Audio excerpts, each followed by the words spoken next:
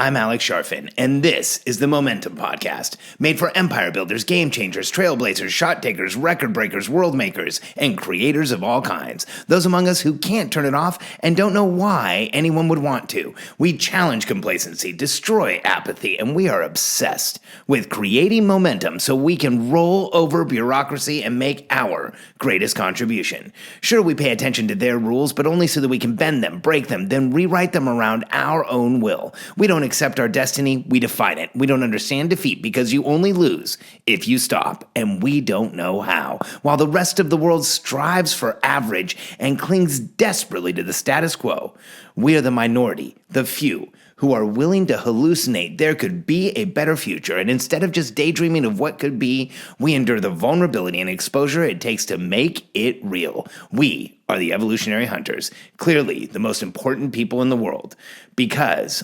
entrepreneurs are the only source of consistent, positive human evolution, and we always will be. Be grateful for no. This is counterintuitive. I know, because as entrepreneurs, we really don't want to hear the word no. When we propose a new project to our team, we don't want to hear any of them say, no, we don't want to do this. When we show someone how to do something, we don't want to hear anyone tell us no. And when we tell the team, our team, that we have a new outcome or something we want to chase or something that's going to be huge, in no way do we want to hear no. But we should be grateful for it. Today, I was meeting with a friend of mine, Brent Dusing, who is really a highly high-achieving CEO. He has run several multi-million-dollar companies. He's had a successful exit. He's done an incredible turnaround of Game Salad, the company that he's running right now. One of the most intense turnarounds I've ever witnessed. I really... It's embarrassing to say this, but when he first started, I didn't think it was going to work. And they were actually clients, and once he came in and we sat down and we looked at it, we started building it together, and looking at the process together. I'm telling you, I think there's one guy in the world that could have pulled it off. It's Brent, and he's become a really close friend of mine. And I listened to him, and today he reminded me, hey, we always have to have people on our team who are willing to tell us no, and hopefully we have a lot of people on our team that are willing to tell us no. And here's what I mean by that. I don't want to build a team of people who just say no for no reason. I want you to be very clear. I want to be very clear. I'm not just saying you need to find a bunch of negative people, because that will crush you. That will suck the life out of you. That hurts entrepreneurs. There's a profound difference between someone who's negative or a naysayer or doubts things and someone who's willing to tell you no when it isn't a good idea, when the resources aren't there, when it isn't going to work, when there's a conflict, when there's a challenge, when there's an issue that you can't see. Because here's what our team becomes for us. They become this extension of who we are. I've mentioned Iron Man on the podcast before. I think every entrepreneur, and let's be honest, man or woman, would love to have every capability we have extended. That's what happens to Iron Man. He pushes a button, the suit goes on him, and suddenly every capability a human being has is amplified. He can see better, he can fly, he can run faster, he can defend himself, he can fight better, he can hear with bionic ears. That's what we all want.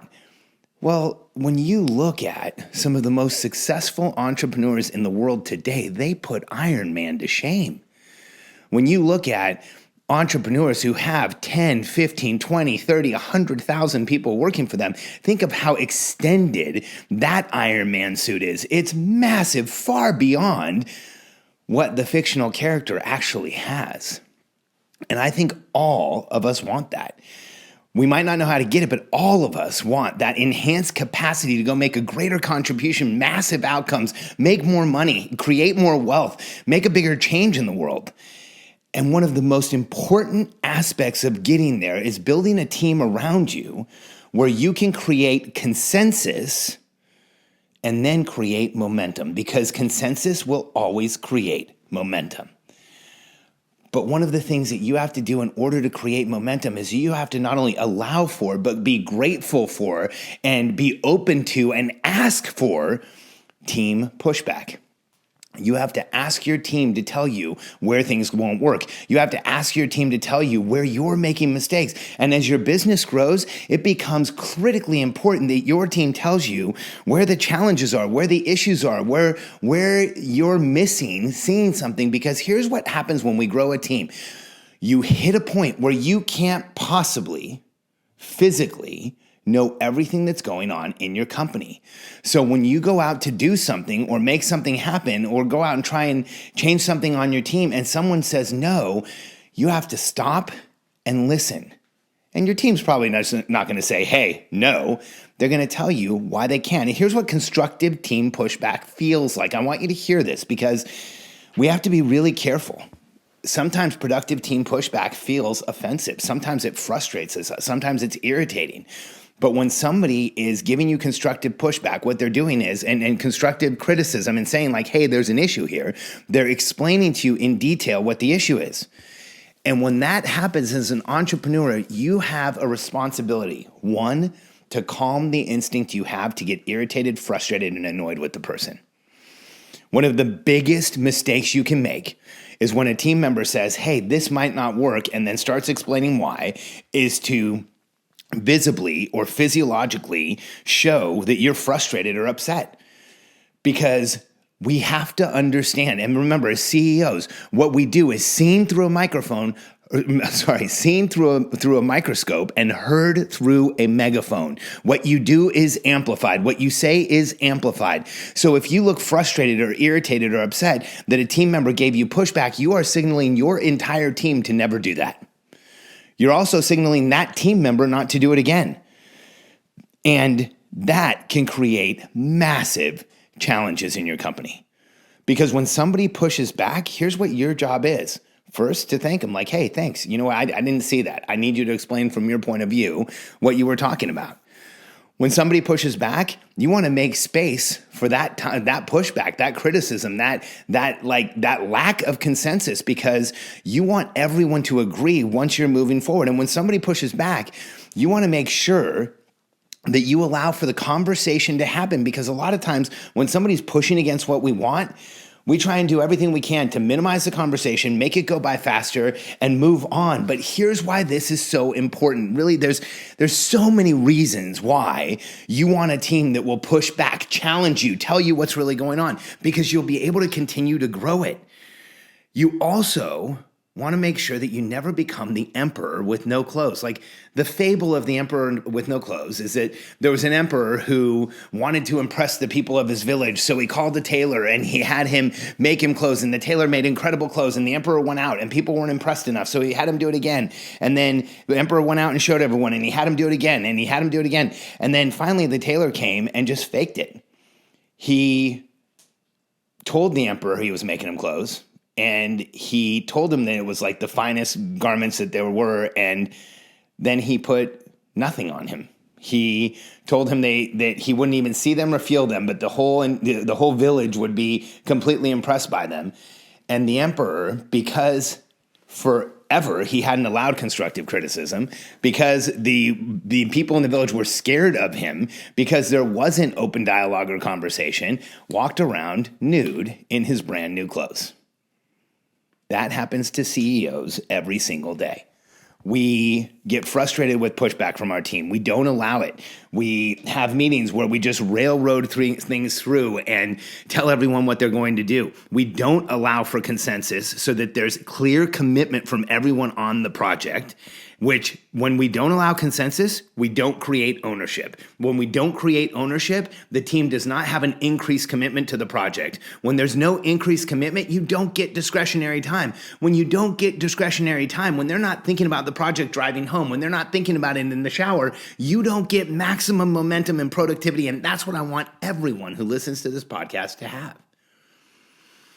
And the way you do that is you let your team tell you no. You let your team show you that there's an issue. You let your team tell you why something that you propose might have a challenge, and then you work together to work around it, create a new plan, and gain consensus. Because when you start a project, when you go in a direction, when you have a set of goals that your whole team is going to attack, you want to make sure that everyone on the team agrees that they're valid, that they're achievable, and that they know their part and they're excited about it. Because when you gain consensus, your team will be in massive momentum. I want to take you through why. And it's hard because we have to actually put ourselves in the position of a team member. So let's put ourselves first in the position of a team member that has a CEO that doesn't gain consensus. They go into a team meeting, the CEO jumps up, grabs a whiteboard, tells them exactly how a project's going to happen. They think at least 2 or 3 times, like, I don't think those things are going to work. But they're afraid to say anything to the CEO because the last time that the CEO had anybody say anything, he got really frustrated, upset, and walked out of the room. And nobody said anything really since then. So everybody sits there, watches him write all over the board. Most people in the room don't really know how it's all going to work out. They let him finish and then go off and try and do the work. And then what happens is the project stalls, things don't get done in time, everybody's frustrated with each other, and who's most frustrated? Frustrated? The CEO. And what happens is in an environment like that, you will burn through A players, you will lose the right people on the team, the ones who can really grow your company, and you will end up with a mediocre team that's willing to put up with being forced to lose. Now let's look at the other side of the coin. A team member goes into a meeting, the CEO grabs a whiteboard, jumps up, starts writing stuff on the board. They feel like something's not going to work, so they ask a question, make an objection. The CEO says, hey, thanks, I didn't even see that. Like, let's figure out a way around it. The team member can contribute. Maybe a couple other team members contribute. As that dialogue continues, there is an open dialogue around what will work, what won't work, what people believe could happen, what they don't think will happen. And there's as much of the process, as much of the issues are resolved in that meeting as possible, so that by the time it's done, the CEO asks a question, hey guys, does anybody else think there's another challenge or an issue with what we have on the whiteboard up here, or can we pull this off? And everyone in the team looks at each other, looks at the CEO and says, yeah, we've got this. And then the team walks out with an incredibly high level of commitment and excitement around a project that they've just set up in a way that they virtually are guaranteed to win. That's how it should work.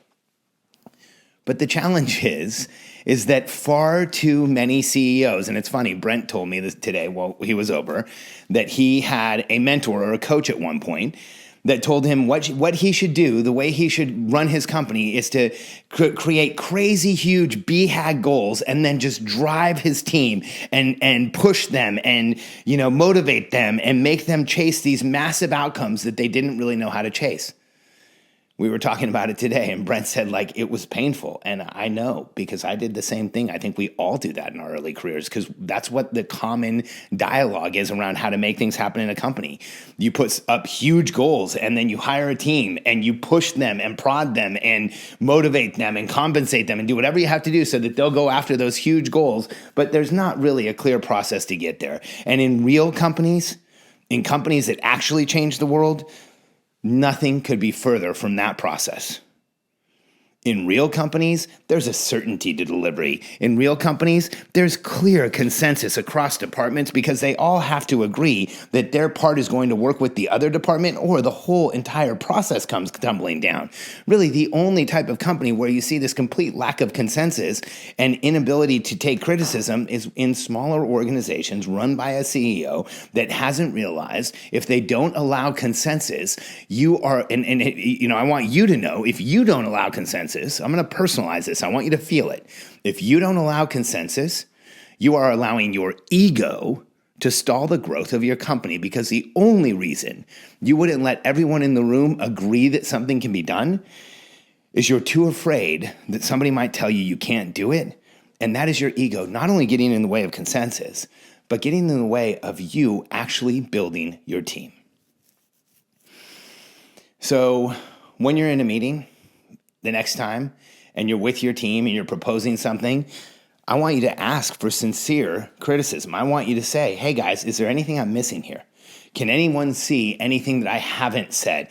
I don't see everything, everyone. I need some input here. I want some help understanding if there are any misses here.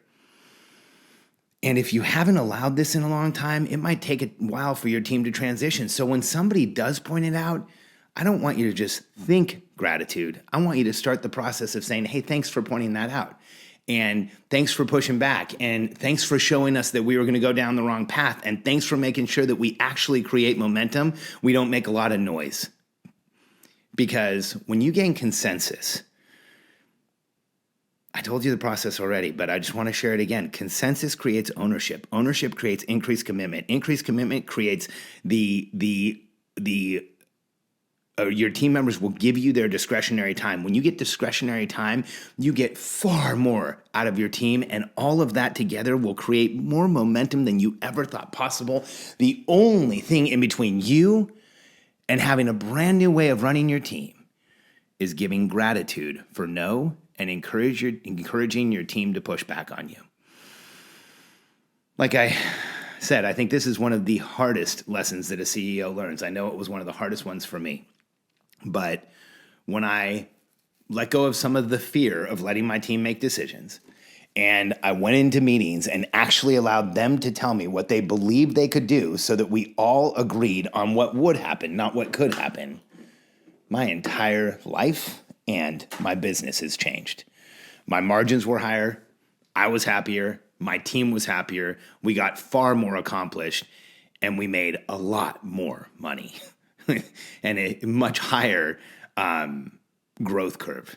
And so if you're ready to grow your business, if you're ready to have a team that's committed to you, if you're ready to surround yourself with people who have your back, give gratitude for no's. Thanks for spending this time with me. If you haven't yet, download my book, The Entrepreneurial Personality Type. You can go to freemomentumbook.com, freemomentumbook.com. That is the original text. You're going to want to check it out. We have another book coming out soon. I've been talking with our writer on it. I couldn't be more excited about it. And I will keep you all of our Momentum podcast listener members, informed as to when it's coming out. But right now, you can get The Entrepreneurial Personality Type, which if you haven't downloaded and read this book yet, this book will give you more momentum than just about any other book will if you identify with the EPT. And the three goals that I wrote that book with were help entrepreneurs understand themselves better, stop limiting behavior, and create unlimited momentum. I can't wait for you to read it. freemomentumbook.com.